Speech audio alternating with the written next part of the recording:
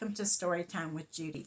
Our book today is The Boy Raised by Librarians by Carla Morris and illustrated by Brad Sneed. Well, Melvin loves going to the librarian, and throughout the years of him going to school, first grade, second grade, third grade, all the way through, he goes to the library and learns all that he can learn. And the librarians, they all help him, and they love helping him. Let's find out what happens when Melvin becomes a grown-up. Melvin lived in the Livingston Public Library. Well, he didn't really live there. He just spent lots and lots of time there. He wanted to know a lot about everything. He was curious, and the library is a wonderful place to be if a person is curious. Everything had its place in the library, and Melvin liked it that way. His favorite books were always in their places, lined up on the shelves like soldiers, and his favorite people were always in their places behind the reference desk. When Melvin was barely tall enough to see over the counter, he started going to the library after school every day. He made sure to stop by the reference desk for a chat with the librarians. They were always happy to see him. "Hi, Melvin," Marge said. "How was school today?" Betty asked. "How's the weather out there?" asked Leola. Melvin loved the librarians. Whatever he was interested in, they were interested in too.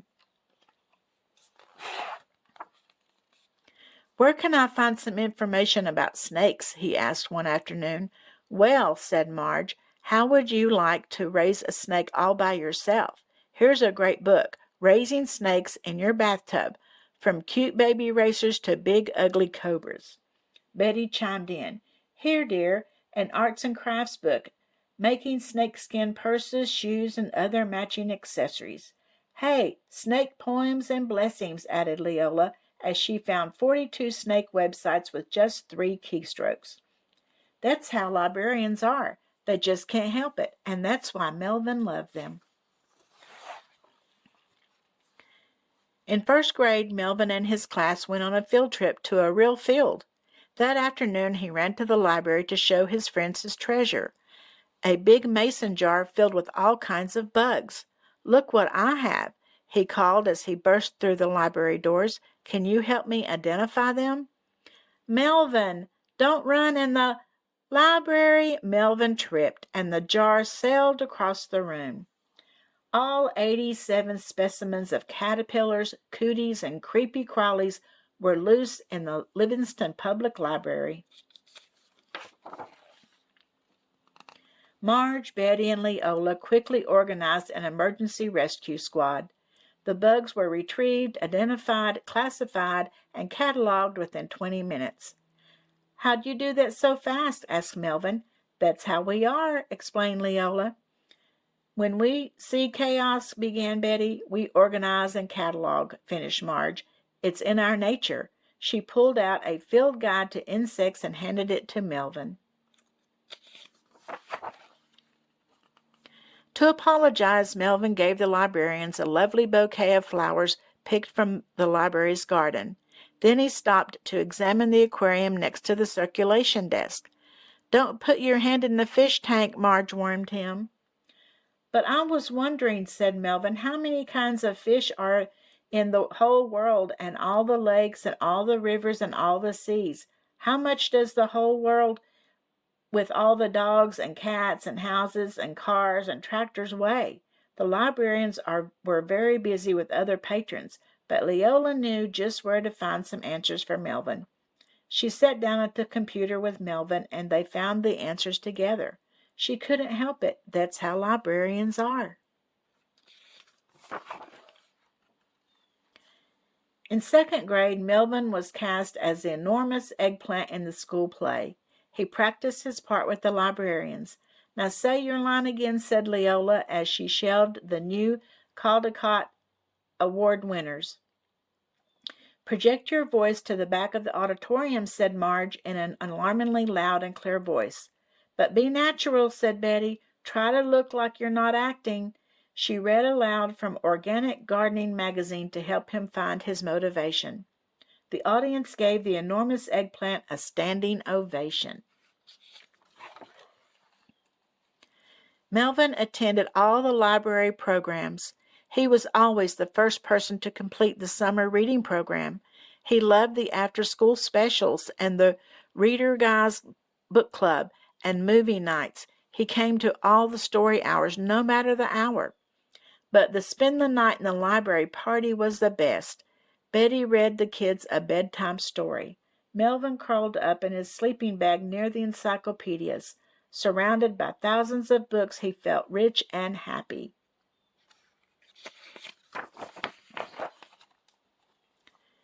In third grade, Melvin started a baseball card collection. He would spread the cards out on the table in the library and organize them into teams, players, and rookies.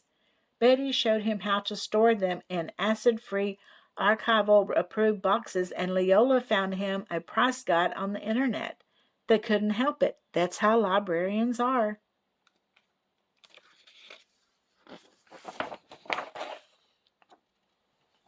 In the fourth grade, Melvin entered the complete, unabridged A to Z spelling bee. Marge suggested he read the 100th edition of Words to Know every day after school. Not surprisingly, he won first place. In fifth grade, Melvin won both the gold and silver trophies in the Know Every Town, City, State, and Country in the Solar System Geography Contest. Marge, Betty, and Leola were so proud of him. They couldn't help it. That's how librarians are. In the sixth grade, Melvin entered the extraordinary, completely out-of-your-mind science fair. The librarians helped him find information about all the projects they had ever won. Melvin came up a winner. In seventh grade, he was picked to be on the So You Want to Be the Smartest Kid. Marge, Betty, and Leola burst with pride as Melvin answered questions so fast that he blew out the circuits on the computer keeping score.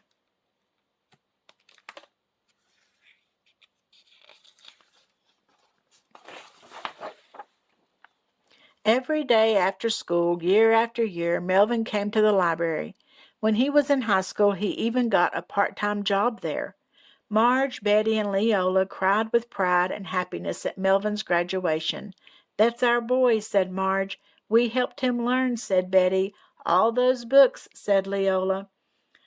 After Melvin left for college, he missed the Livingston Library and his librarian friends. He wrote them letters and emails about the books he was reading and the things he was learning. Years later, another boy came to the Livingston Public Library and loved it. "Hi, Sterling," Marge said. "How was the field trip?" Betty asked. "Do you need help identifying those bugs?" asked Leola. "We can identify, organize, and catalog in no time." "We can't help it," said Livingston's newest librarian. "That's how we are." Well, who do you think that is that's Livingston's newest librarian? I think it's Melvin, don't you? He loved that library so much that he decided to go to work there after he graduated, didn't he? I hope that you enjoyed the story, and I hope that you like going to the library too. I know I do. I'll see you again tomorrow, and don't forget to like and subscribe.